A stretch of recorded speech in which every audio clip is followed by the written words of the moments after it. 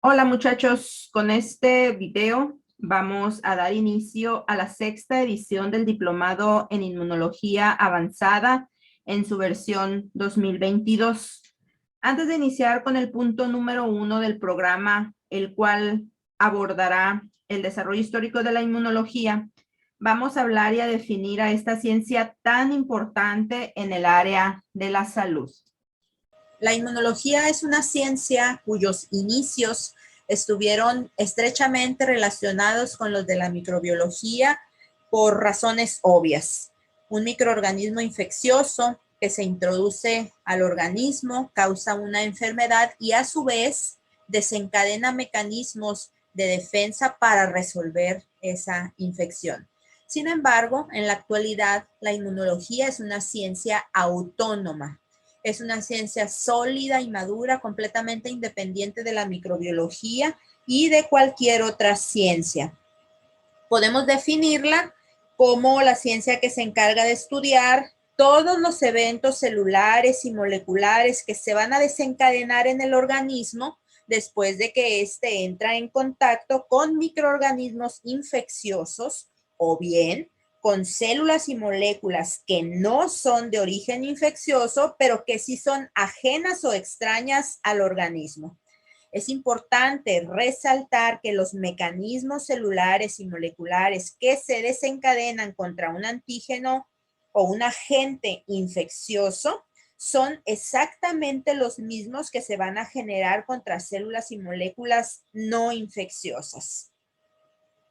Ahora bien, la inmunología no solamente estudia respuestas que son fisiológicas o que son normales. La inmunología también se encarga de estudiar respuestas inmunológicas nocivas o dañinas para el organismo. El sistema inmunológico tiene una característica fundamental, que es discriminar o diferenciar entre todo aquello que es propio de lo extraño o de lo ajeno, para solamente generar respuestas en contra de lo extraño y no contra lo propio. Sin embargo, en algunas ocasiones el sistema inmunológico falla, como todo sistema es susceptible a averiarse. Falla y entonces empieza a generar respuestas inmunológicas contra lo propio. En este caso se generan enfermedades que son crónicas, que son debilitantes y que pueden poner en peligro la vida del individuo. Es el caso de las enfermedades autoinmunitarias, como por ejemplo el lupus eritematoso sistémico, la artritis reumatoide, entre muchas otras enfermedades autoinmunitarias adicionales. Existen otros casos en que las respuestas inmunológicas son inadecuadas o son exageradas contra sustancias inocuas. Y aquí hablamos de las hipersensibilidades. En otras ocasiones, algunos componentes del sistema inmunológico están defectuosos y entonces el individuo se torna altamente susceptible a las infecciones porque su sistema inmunológico no se encuentra al 100. Hay algunos componentes que están alterados o que están dañados. Y aquí hablamos de inmunodeficiencias. Entonces, hay una rama de la inmunología que es la inmunopatología, que se encarga de estudiar estos tres tipos de respuestas inmunológicas anormales o anómalas, como las enfermedades autoinmunitarias, las hipersensibilidades y las inmunodeficiencias. Bueno, pues una vez que ya hablamos de lo que estudia la inmunología, ahora sí vamos a entrar con el primer punto de la competencia número 1, que es el desarrollo histórico. A lo largo de su historia, el hombre ha sido afectado en cuestiones de mortalidad por tres causas principales: la guerra, los fenómenos naturales, como por ejemplo terremotos, maremotos, huracanes, etcétera, y por las enfermedades infecciosas. Estas últimas, en forma de plagas, pestes o epidemias, han azotado y devastado comunidades enteras desde tiempos muy remotos. De hecho, en los relatos bíblicos se hace referencia a alguna de estas enfermedades como por ejemplo la peste negra o peste bubónica, a la fiebre escarlata, conocida también como escarlatina, y la peste blanca, que no es otra cosa más que tuberculosis. En los tiempos modernos, la humanidad no ha estado exenta de sufrir algunas epidemias. Por ejemplo, la del virus del Nilo, la de la gripe aviar, en la década de los 80, la epidemia del SIDA, en 2009, la epidemia de influenza H1N1 y pues actualmente la que estamos padeciendo. Los resultados de estas epidemias modernas no han sido tan devastadores como los resultados de las plagas de la antigüedad, gracias a los avances en la ciencia y la tecnología, como la introducción de los antibióticos y el desarrollo de las vacunas. Pero bueno, el avance de la ciencia y la tecnología ha tenido que ver con los resultados que han arrojado estas epidemias recientes. Pero en la antigüedad, donde no se contaba con antibióticos ni con vacunas, el único factor que determinaba el resultado de la enfermedad era el sistema de defensa.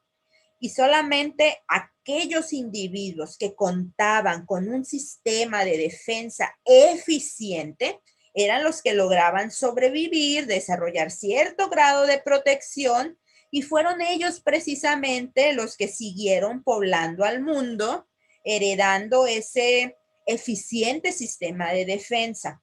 En otras palabras, el sistema de defensa con el que en la actualidad contamos es resultado de la presión selectiva que han ejercido todas esas epidemias que han afectado al hombre a lo largo de su historia. Ahora bien, la palabra inmunidad deriva del vocablo latino immunitas. Y en un principio la palabra inmunidad se utilizaba para describir cierto tipo de privilegios que tenían algunas personas, por ejemplo, los reyes, los burgueses, el clero, las personas que trabajaban para el gobierno, etcétera. Estas personas podían dejar de cumplir con ciertas obligaciones cívicas y legales, como por ejemplo el pago de los impuestos, en el caso de los varones, la realización del servicio militar, o bien eran inmunes a evadir la acción de la justicia cuando cometían algún ilícito. Algo similar a lo que ocurre en nuestros días con la mentada inmunidad diplomática, ¿no? Pero eso es otro tema. La primera mención de inmunidad frente a una infección se le atribuye a un médico griego llamado Tucídides. Tucídides por primera vez describió y registró de manera oficial una plaga. Esa plaga fue la peste de la guerra del Peloponeso, ocurrida alrededor del año 430 a.C., que afectó a Atenas y se extendió por gran parte del Peloponeso, de ahí su nombre, y mató a 2/3 partes de la población, es decir, de 3 individuos mató 2.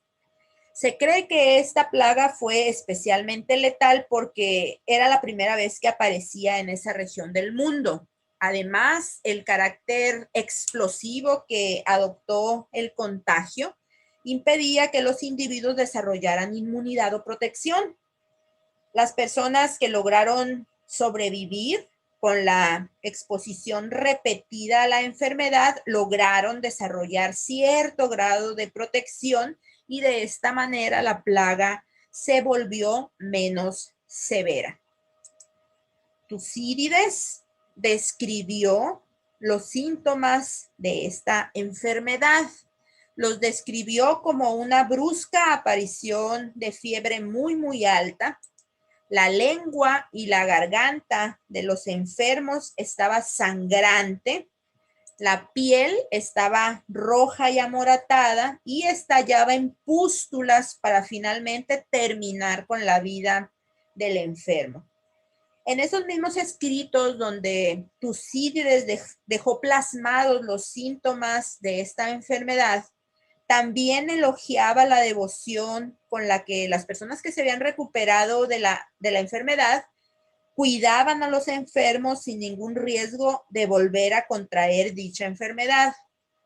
Entonces, Tucídides señaló en sus escritos que quien se recuperaba de una enfermedad infecciosa quedaba inmune o protegido en contra de ella y rara vez volvía a padecerla, aún y cuando estuviera completamente expuesto a dicha enfermedad.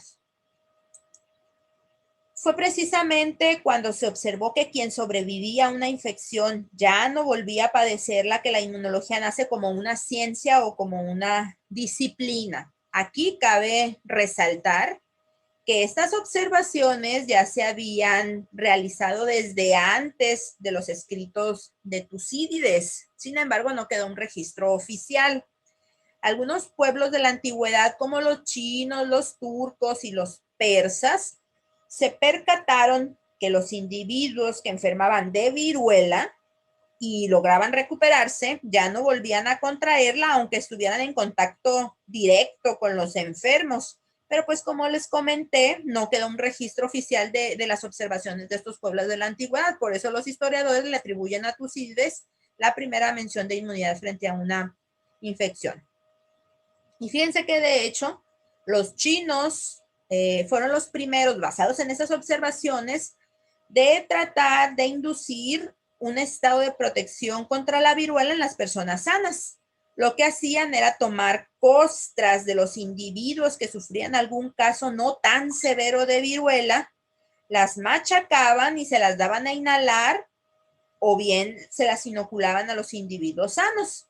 Las personas que eran tratadas de esta manera podían enfermar de viruela o bien podían contraer otras enfermedades como sífilis o lepra, pero eso no importaba porque a cambio quedaban protegidos contra una enfermedad que era mucho más grave y potencialmente mortal en aquella época, que era la viruela.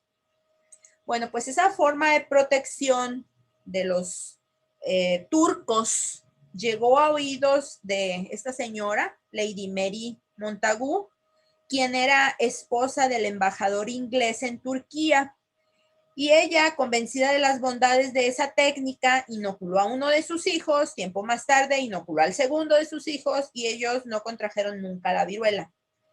Cuando el esposo de Lady Mary Montagu termina el cargo en Turquía, pues ellos regresan a Inglaterra. Y Lady Mary Montagu introduce ese método a Inglaterra y desde ahí ese método se extiende por toda Europa. A este método se le denominó método de la variolización y pues este método era riesgoso porque ya sabemos que las personas podían llegar a contraer la viruela o alguna otra enfermedad y estaba basado únicamente en la observación. El surgimiento de la inmunología como una ciencia experimental se le atribuye a un médico inglés llamado Edward Jenner. Él, a finales del siglo XVIII, hizo algunas observaciones muy importantes para su época que llevaron a quizá el triunfo más grande en la medicina moderna, que fue la erradicación de la viruela. Bueno, pues en esa época ya se sabía que la viruela era una enfermedad muy grave y frecuentemente mortal. La viruela afectaba sobre todo a los niños, afectaba sobre todo a la población infantil y le ocasionaba graves lesiones pustulosas, tanto cutáneas como sistémicas. Cuando el individuo sobrevivía a la enfermedad, esta le dejaba cicatrices que eran deformantes y permanentes, pero como les digo, con mucha frecuencia la enfermedad causaba la muerte. La primera observación que hizo Jenner fue que había una enfermedad en las vacas similar a la viruela humana, y esta viruela vacunal se le denominaba vaccinia, y la vaccinia ocasionaba en las vacas lesiones pustulosas, sobre todo en las zonas carentes de pelo como las ubres. Las personas que entraban en contacto con estas pústulas llegaban a infectarse de vaccinia. Por ejemplo, ¿quiénes? Por ejemplo, los ordeñadores al recolectar la leche de estas vacas infectadas. Jenner también observó que los ordeñadores infectados con vaccinia desarrollaban pústulas limitadas a las manos. Estas pústulas sanaban rápida y espontáneamente, dejando cicatrices apenas perceptibles. La observación más importante fue que las personas que habían padecido vaccinia eran altamente resistentes a la viruela humana y de hecho eran muy solicitadas en las casas y en los hospitales para cuidar enfermos de viruela sin ningún riesgo de volver a contraer la temida enfermedad de aquella época. Con estos conocimientos, entre 1796 y 1798, Jenner inicia la inoculación de humanos utilizando material procedente de la vaccinia. Según la historia, el primer ser humano inoculado de esta manera fue un niño de 8 años llamado James Phipps. Este niño fue inoculado con el fluido procedente de las pústulas de una ordeñadora con vaccinia de nombre Sarah Nelmes. Semanas después, el niño fue retado, pero ahora con material procedente de la viruela humana y fue completamente resistente. El método de Jenner había sido un éxito. Entonces, muy pronto, pero de manera gradual, los médicos de toda Europa adoptaron el método de Jenner y el número de casos disminuyó drásticamente. Pero como todo en la vida, pues no faltaron los detractores que aseguraban que este método sería un fracaso, que los riesgos superaban a los beneficios y llegaron a mencionar que las personas inoculadas con el material procedente de la vaccinia iban a desarrollar características propias de la especie bovina, tal como lo muestra esta caricatura del siglo XVIII.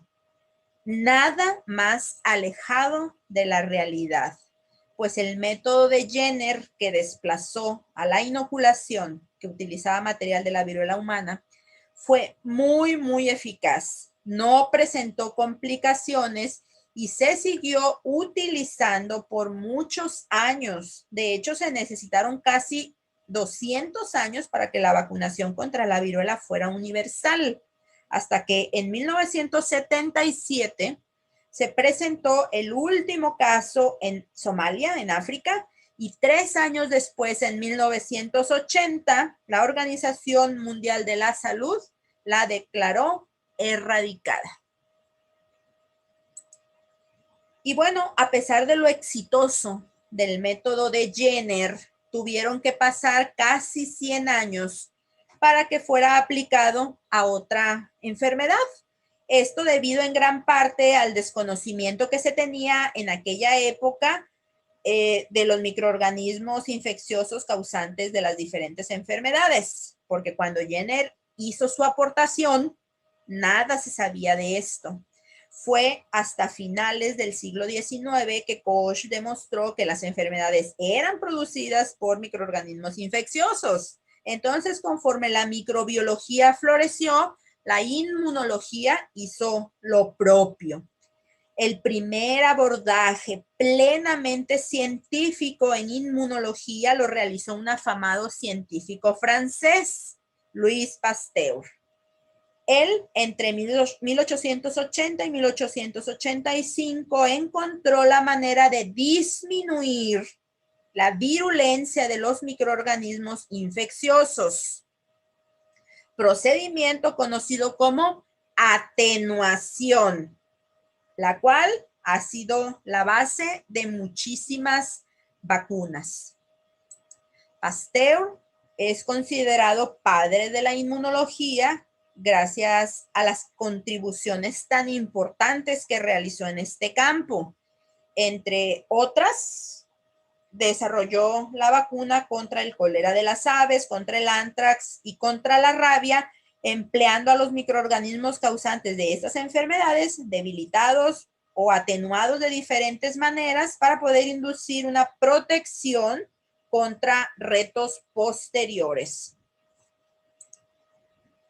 Pasteur se encontraba buscando la manera de proteger a los animales de importancia económica como las aves o las reses de las enfermedades, cuando la casualidad, combinada con su perspicaz observación, lo llevó a su primer descubrimiento importante, que fue la atenuación de la bacteria causante del cólera de las aves y obviamente el consecuente desarrollo de la vacuna contra esta enfermedad. Pasteur cultivaba en medio líquido a la bacteria causante del cólera. Tomaba una alícuota de ese cultivo líquido de la bacteria, se lo inyectaba a las aves y pocas horas después estas aves se enfermaban y morían. Cuenta la historia que la primera casualidad viene cuando Pasteur y su equipo de trabajo salen de vacaciones, dejando un medio de cultivo con la bacteria olvidado. Al regresar al laboratorio, Pasteur se percata de este olvido y su curiosidad lo llevó a tomar una alícuota de ese medio de cultivo envejecido e inocularlo en unas aves y observar qué era lo que pasaba, y pues lo hizo y no pasó nada. Las aves no se enfermaron ni tampoco se murieron. Era posible pensar que la bacteria ya estaba muerta. ¿Por qué? Porque los nutrientes del medio que la bacteria necesita para estarse replicando y para poder sobrevivir, pues ya estaban agotados con el paso del tiempo. Pues bueno, la segunda casualidad que menciona la historia es que el abastecimiento de aves en el laboratorio de Pasteur pues era limitado, tenía poquitas aves.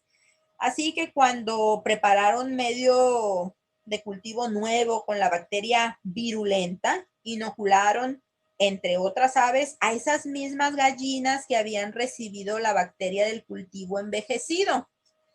Todas las aves, con excepción de esas que habían recibido el cultivo bacteriano envejecido, todas murieron, excepto esas.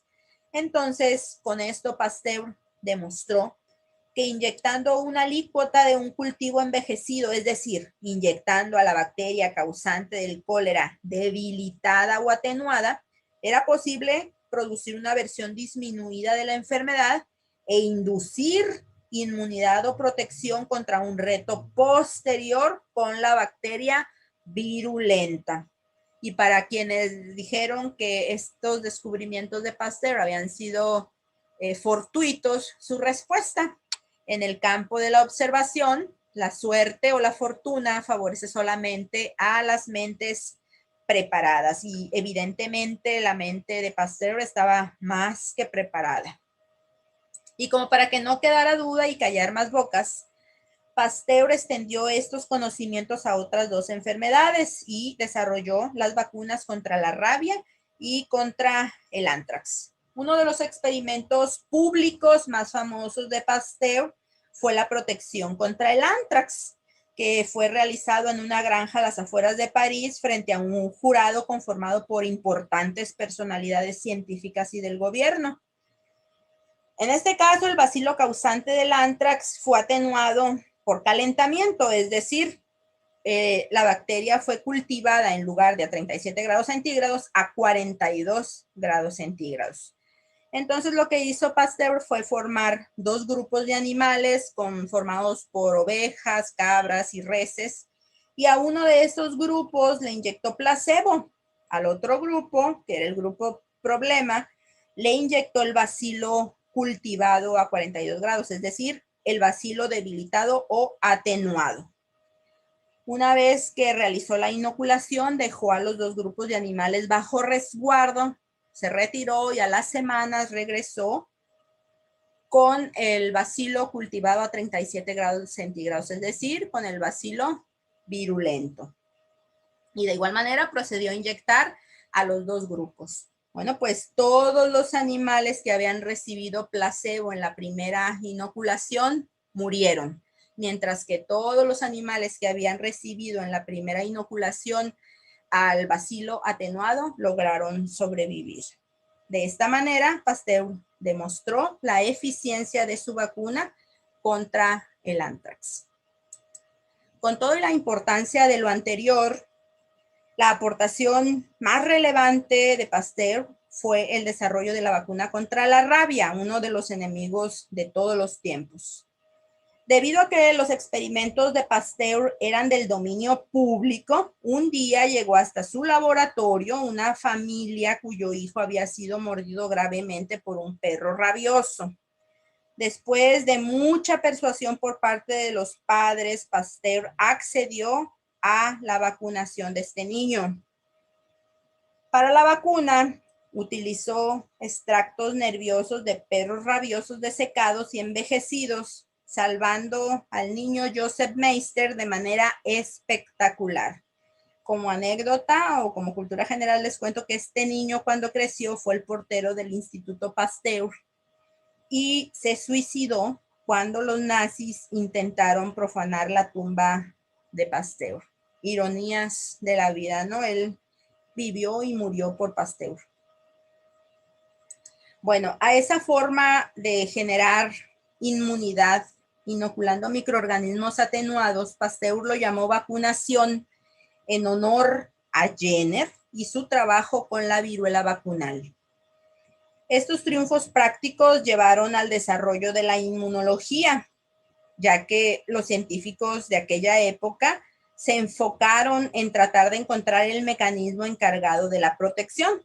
Y el primero en manifestarse fue el zoólogo ruso Meshnikov, quien en 1883 estableció su teoría de la fagocitosis, en la cual la inmunidad mediada por células fagocíticas era la base de la defensa del organismo.